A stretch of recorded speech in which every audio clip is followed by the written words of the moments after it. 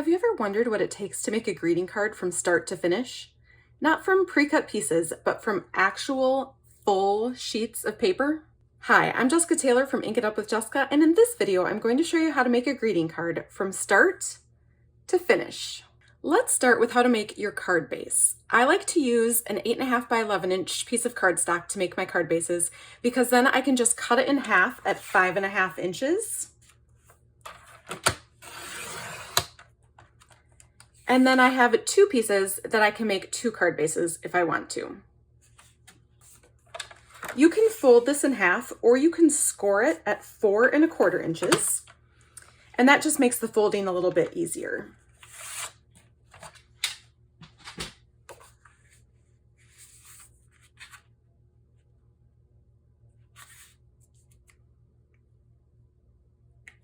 I've got another video with tips on how to get straight card bases that I'll link here.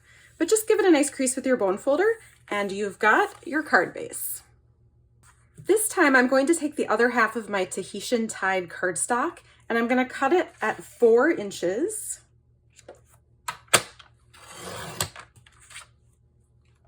And then at 5.25 inches. So 4 inches by 5.25 inches is a size that you're going to want to remember because it layers perfectly on the front of your card base. One of the ways that I love to give my cards that little extra wow factor is with an embossing folder. So I'm going to use the 3D Hive folder on this piece. So even though these are both Tahitian tied, you can see by embossing this piece to put on top of the card base, it just adds a lot of wow, I think.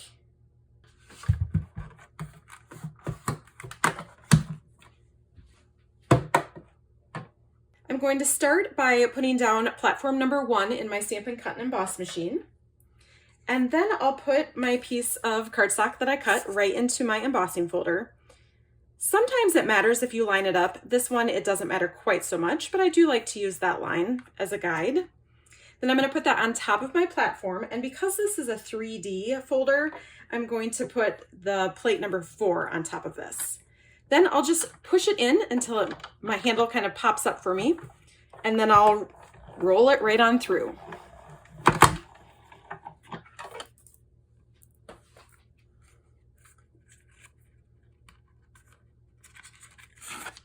And there is your embossed piece. This folder is kind of fun because it looks different, just a little bit different on the other sides. On one side, the little hexagons pop out, and on one side, they are indented. So pick the side that you like the best. Next, I'm going to cut the white for my main image. Since I already made this card, I know I'm going to want a piece that is 2.75 inches by 3.25 inch. But if I didn't already know that, I would just lay my stamps out to get an idea of what size I wanted it to be. So that would be my white main piece. And then I'm going to cut a mat for behind it. This is Orchid Oasis. And I want it to be evenly bordering the white piece. So I'm going to cut this at 3 inches by 3.5 inches. That is 1/4 inch larger both ways. And then my white piece is going to just layer right perfectly on top of it.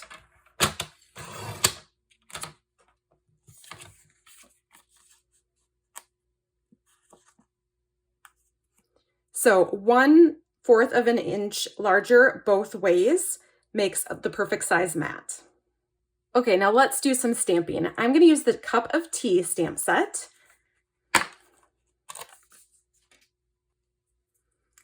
And the striped teacup stamp, you're going to need to put it on a clear block of some kind.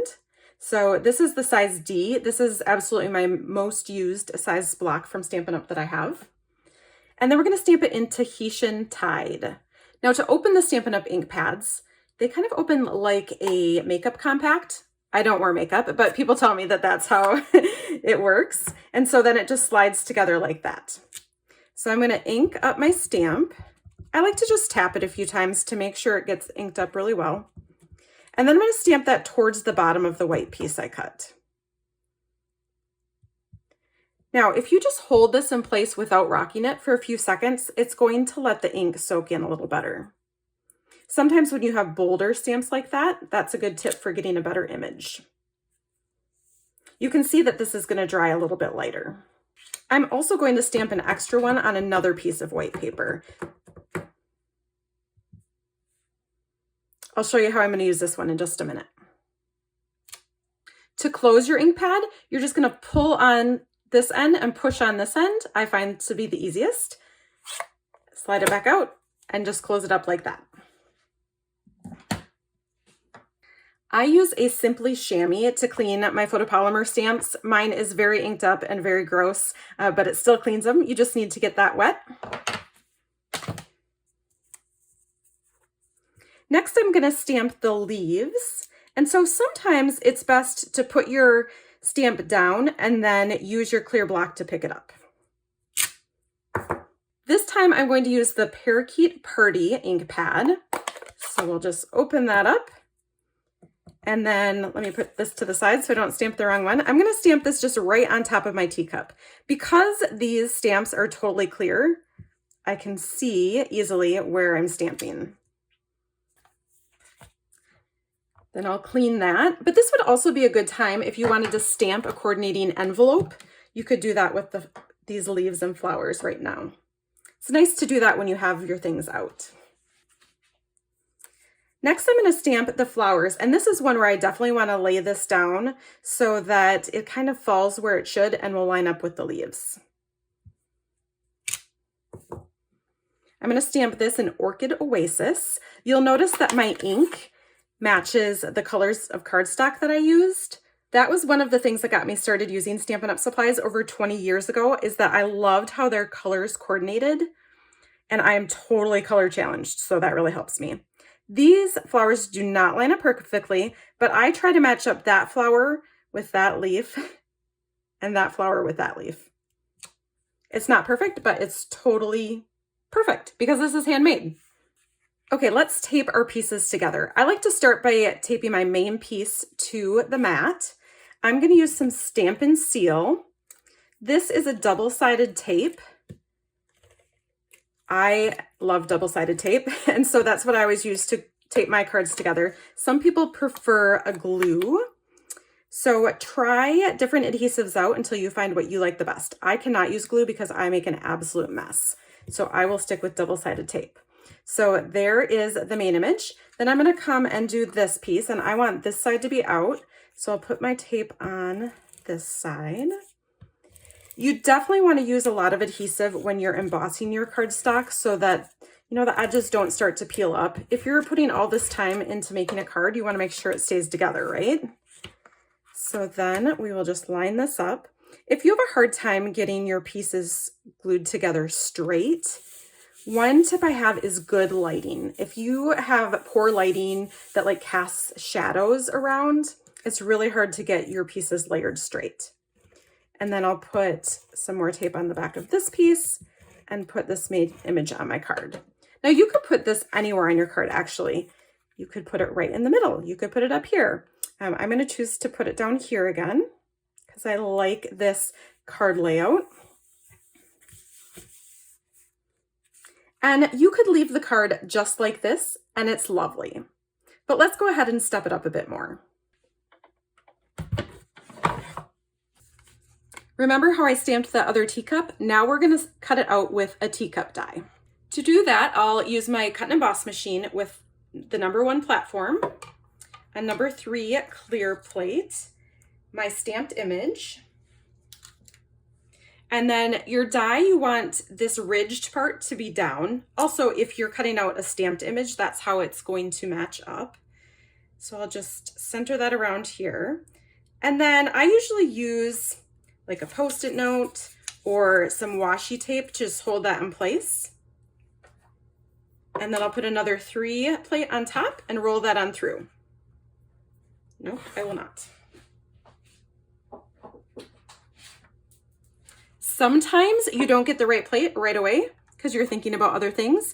When you're cutting out dies, you need a 1, a 2, a 3, your die, and then another #3. And now it's gonna roll right on through and cut it out. As you're making cards, you're gonna make mistakes, and that's okay. It's a fun learning experience. And remember, these cards are handmade, so they should not be perfect. So there is my teacup. Next, I'm gonna stamp this teeny tiny stamp that says, "I just can't thank you enough." So I have that on an A block. And then we're gonna use Orchid Oasis.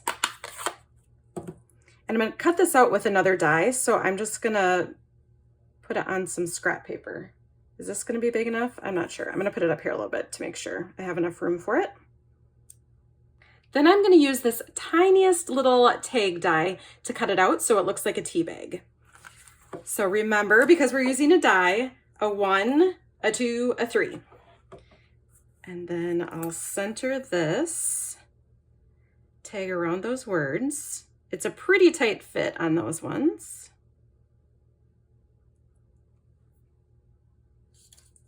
I'm gonna put my Post-it note over that to hold it in place. And then a number 3, and roll that through.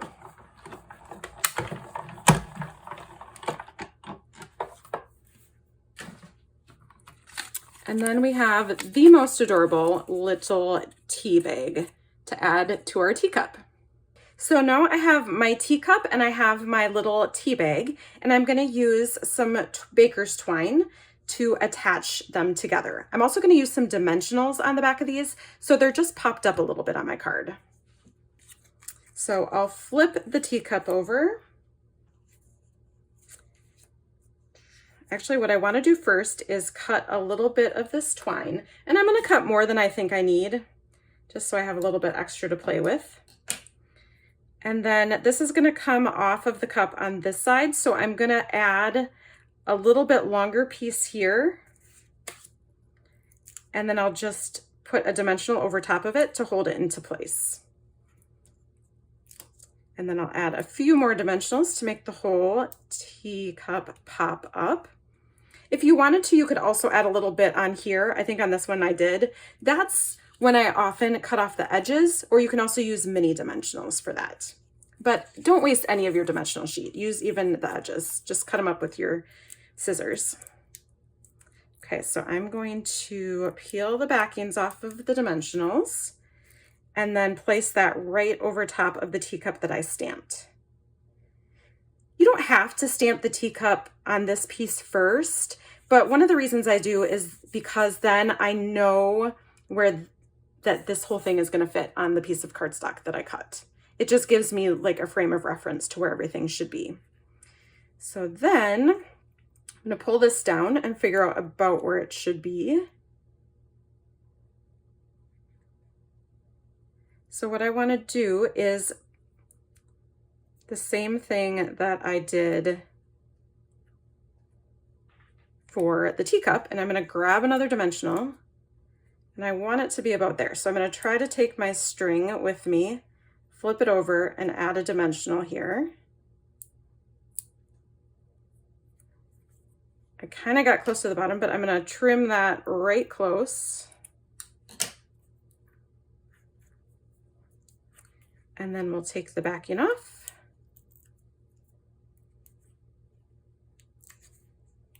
And my tea bag will fall right about there. How cute is that? Okay, for my final little wow factor on this card, I'm gonna add some of the iridescent pearls, just a couple, to the center of these big flowers. Now, I often use my take your pick tool to add these, but because my paper snips are right here, I believe in using what is right there handy. So I'm gonna use the tip of my paper snips to pick that up and put it right in the middle of my flower, and then push it. Oh, that didn't work. Once again, it's not gonna work perfectly every time. There you go. Push it down so that it stays in place once you have it exactly where you want it. I just love those. I'm not sure if it shows up on camera, but they just have like an iridescent sparkle to them, and it's really pretty.